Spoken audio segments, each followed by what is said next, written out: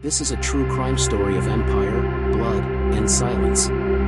They said he brought civilization to Africa. But in the heart of the Congo, he built a kingdom of bones. The camera sweeps across the vast green wilderness of Central Africa, rivers glistening like serpents, forests thick as secrets. A voice speaks. This is not a story of conquest. It is a story of theft, of an empire built not with armies, but with lies. And at the center of it all, one man, King Leopold II of Belgium. A man who had never set foot in the Congo, yet ruled it like a god. In the late 1800s, King Leopold II was desperate. Belgium was small, his throne unremarkable. He craved glory, not just as a monarch, but as a conqueror. The other European powers had carved Africa like a feast, and Leopold wanted his slice. But he didn't have an army. He didn't have the money. He had something more dangerous, charm and deception. At the Berlin Conference of 1885, Leopold convinced the world he was on a humanitarian mission, to bring Christianity, education, and progress to the heart of darkness. The European leaders applauded his benevolence. But what he actually built was hell.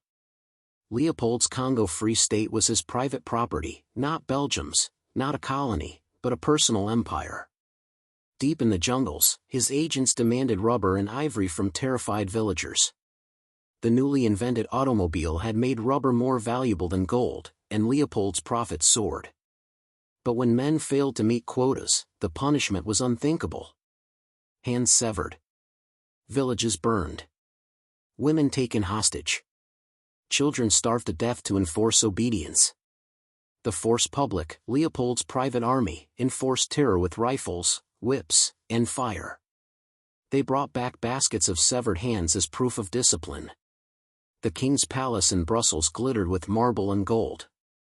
In the Congo, the air stank of death and smoke. At first, the world refused to believe the rumors. After all, the Congo was far away, a land hidden by rivers, jungles, and fear. But whispers began to escape. A British shipping clerk named Morel noticed something strange. Ships leaving Belgium for the Congo were filled not with goods, but with guns and chains. And yet, ships returning were full of rubber and ivory. He realized the truth: there was no trade. Only plunder. With the help of Roger Casement, a British diplomat, and missionaries who dared to speak out, Morel exposed one of history's greatest crimes. They published photographs and testimonies so horrifying that the world could no longer look away. The images were unforgettable: men with stumps where their hands once were, mothers weeping over lifeless children, villages reduced to ashes. The world was finally listening, but would it act?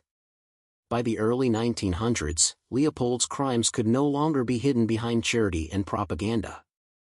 Global outrage erupted. Under massive international pressure, Leopold was forced to hand control of the Congo to the Belgian government. By then, 1908. Over 10 million Congolese were dead, slaughtered, starved, or worked to death. 10 million souls erased by one man's greed.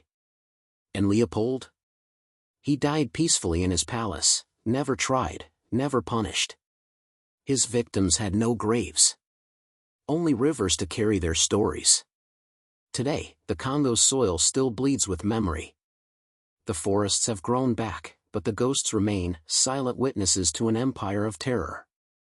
And yet, beneath that silence, a question lingers. How many more empires have hidden their crimes behind the mask of civilization? The camera fades to black. Only the echo of drums and whispers remains. History may bury the truth, but the land never forgets. Watch out for part 2.